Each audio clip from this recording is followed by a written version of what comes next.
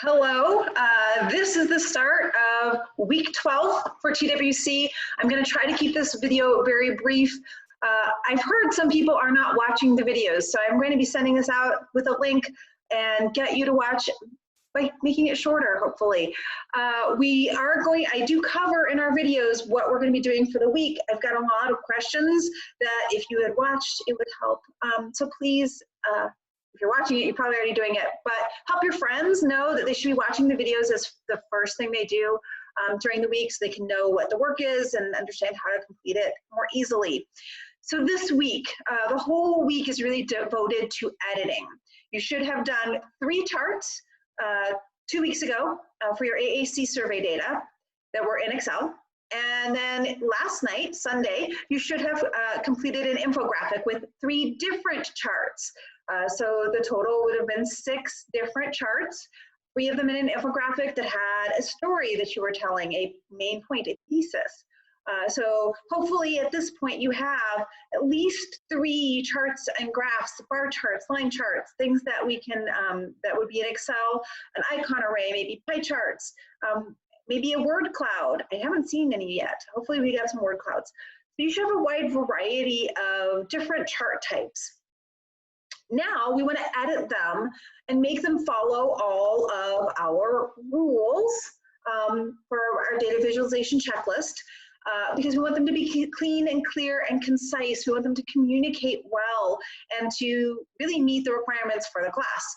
So we are going to be editing all of those materials this week with a goal of Wednesday. You're going to have kind of a second draft that I can look at and give you good detailed feedback. Because when your first drafts, I kind of just met the minimum. Does it make sense? Is it got data? Is it kind of on the right track?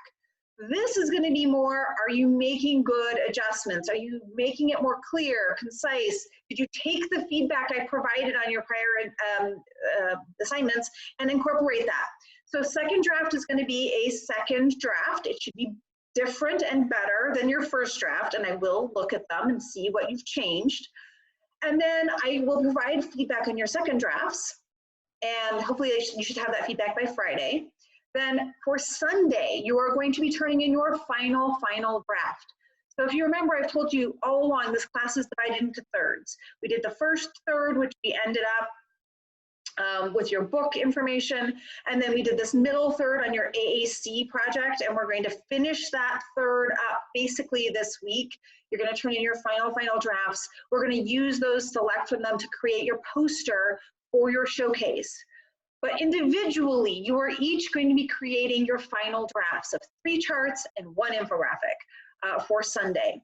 And those are graded pretty heavily because it's kind of like your, again, we don't have midterm, but it's like thirds. So it's the second third. So it's a big part of your grade. So we're going to spend all week on editing. Then after that, we are going to finish up the AAC poster, but we're really going to start to move into your final projects. Your final projects for this class are very individual. You're going to be practicing a lot of the same skills, but you're going to do it on your own for your own topic. We're going to start talking about that next week. So editing. There are some things that I want to go over and make sure you understand for editing. The first thing is something that someone pointed out to me that they were having struggle with finding colors and how to edit the colors on a Mac. So I did do the color video last week. So go back and look at the color video if you have any questions about if you're on a PC, how to change the colors. Because right now, for all of your final versions, you should be incorporating the colors that your team has chosen. All of those colors are under modules on Canvas with the color numbers and all of that. So you should be using those colors. You should be using your primary colors. So those first 2 colors should be your primary colors, and those should be in all of your charts and graphs. Those middle colors, those are your neutrals. You can use them as you need to and be neutral, backgrounds, that sort of thing. And then the accent color, usually you have 1 accent color. That should be used very sparingly once you've used your primary colors to highlight certain things. So those colors, every team has 5 at a minimum colors, and obviously you can use white and black too as well if you don't have a specific white and black that you're choosing. But if you are on a Mac, I want to show you how to change the colors because I heard that this was a source of challenge. So I'm going to share my screen. And frankly, I did Google for this because I don't have a Mac. So this article, it is on Office Watch, office-watch.com/2017, will tell you how to do the Mac color selection. So it is very similar to the PC. When you go to any fill color, you'll be given your theme colors, you'll be given the main colors, you'll be given some standard colors, or sometimes you'll be given the frequently used or last used colors. And there's always a more colors selection. I'm just gonna double check I'm sharing correctly, yep. So you're gonna always click on more colors, and then you'll get the selection screen here. So there's the eyedropper, which some people were using, but there's a really easier way, more efficient and more correct way. Instead of using the eyedropper, you wanna come up here to these little dials, this little kind of switch looking thing, and select that. I'm gonna scroll down past the color. So those are the color sliders. And that is where you can enter those RGB colors, or you can enter the hex color. Both of those numbers are on that swatch that I provided, the palette I provided to you that is on Canvas under modules. So you just enter the numbers in those boxes and hit enter, and it will come up down here as a color choice for you. Once you use the colors, they will be in your swatch drawer. They will be in your frequently or your recent colors. Once you've selected your colors, it's going to come up in recent colors. So you can add those colors, and as long as you're not changing them out, it should be easy to pick and choose from them through everything you're using. Please make sure you're using the exact colors. It does look differently if you're just using a slightly different color, and we want you to stay on brand. If you have questions about that, please let me know, but that should help you if you are on a Mac for the color choices. Okay, so the next thing on my list of things that you'll need to know for editing this week is again a reminder to be using our checklist. The checklist is available under modules, and again, I made sure it was available to you. Under modules on Canvas, I've been moving the week up to the top, and then now I've added the data visualization checklist with examples. So again, the examples are on the back. So it shows you, if you don't understand what 3D is, it shows you. It doesn't, if you want to know what an active title is, it shows you an example of an active title. It shows you an example of using color to highlight what is your finding. So this is the checklist you want to make sure you're going through for all 3 of your Excel charts and graphs, and then all of the visuals that are on your infographic should be following the rules. Infographic as a whole should be as well. So you need to make sure you're using the checklist. This is how I'm going to grade you. So you may not be happy with your grade if you didn't left justify your title. If you left it centered, you're going to lose points, and I don't want that to happen. So please use your checklist. It's not just because we're following mandatory or arbitrary rules. We talked many weeks ago about why these rules are important. It has to do with visual design, how our eyes read, and how to make it so that your audience can best interpret your message. That's the goal. Clean, clear, concise, those are the goals. It's not to make it look fancy. It is to make it as understandable and still as visually appealing as possible. So we need to use our checklist. I'm going to briefly show you some things that I've noticed from students' work that we're consistently not getting edited correctly in our visualizations. So I have an example of a visualization here that I've seen from lots of people. People are using these tools up here. I've seen a lot of 3D from this. I've seen a lot of the dark backgrounds. If you look at the checklist, these are not things that are allowed for visualizations. You want to use a neutral background, light neutral background as much as possible. Make sure there's a lot of contrast. There's not a lot of contrast here. A lot of things are unreadable. So I'm going to back out of this, but please, if you've done this, you want to edit that. The easiest thing to do is to go back and check and click one of these, and not this one, but like the basic one. That will fix that usually. So I'm going to go back and I'm going to get rid of that template. Do not use the templates, no 3D, please, none of that. So going along with the checklist, some of the things I've noticed. One thing is if you have a Mac, this title is often centered and it's hard to get it to where you need to be. If you're not on a Mac, you can easily just drag the box over to the left to left justify it. You can click on the words in the box, highlight them, click home. I'm going to make sure I'm sharing again because I did that once and now I'm paranoid. Click home, and then you can just click the left justify button so that your whole title is left justified. In a Mac, you cannot do this. For some reason, it doesn't work. You need to delete the text box. I'm going to do it for you. So select it. You're going to delete that box. Oops.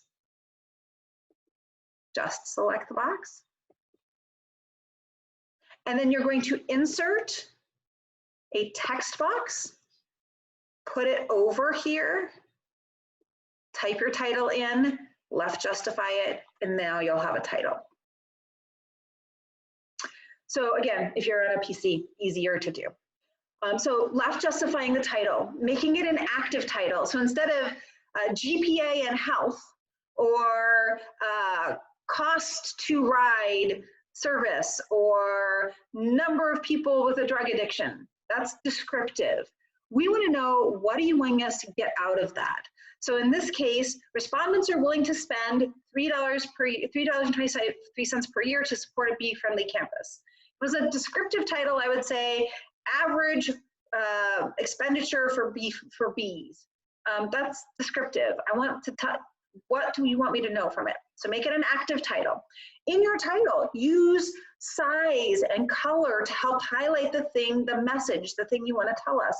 So in this case, I want to highlight the dollar amount because I think that's really important. I'm going to make that bigger.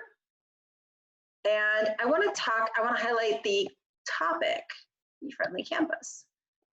And not only that, I think I'd like to take both of those things, and I can hold down Control and highlight both at the same time.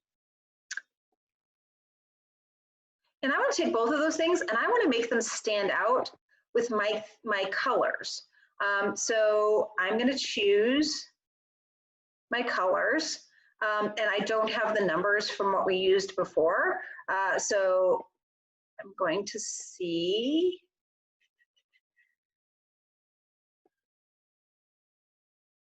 This color is going to be very similar. We don't do that. Use your numbers. So I'm going to use my color to highlight and kind of create consistency. So I'm using pre-visual cues. Remember our pre-visual cues. Be able to highlight the things that are the most important about our message, using our colors consistently to do that as well. So if I was just scanning this, I could see $3.23, bee-friendly campus, and understand what it was about. You want to make sure both of your axes are labeled if necessary. If you're labeling the actual items, sometimes you don't need to label this. That's just clutter. So declutter as much as possible, simplify, make it easy to read, but make sure I understand what you're talking about. If I just had the numbers over here, I wouldn't know that that was the average amount they were willing to spend. So I did label that. But I didn't need a bottom axis here because I don't need it. I put the numbers, I put the male and the female, and then I put the categories on them. I added an average line, which is again something I showed you in the video, one of the videos last week, how to put that average line in there so that we can kind of see, again, the correlation to what we're talking about. We see the breakout. Some other things, still seeing legends, so the little blocks with the colors that tell me what things are. You should be labeling everything directly as much as you possibly can, as long as it's clear and concise. You want to label it directly. Hierarchical text size. So again, I would actually want to move this down a little bit. So making sure that the title is slightly bigger than the other labels, making sure that it's a readable, it's all laid out nicely. Like we don't have one thing standing out that really isn't important in our message. Again, hierarchical use of font size. Looking through here, that it's readable, so that if I'm going to be, this is going to be a full page, reasonably, most of the text should be at least 9 point.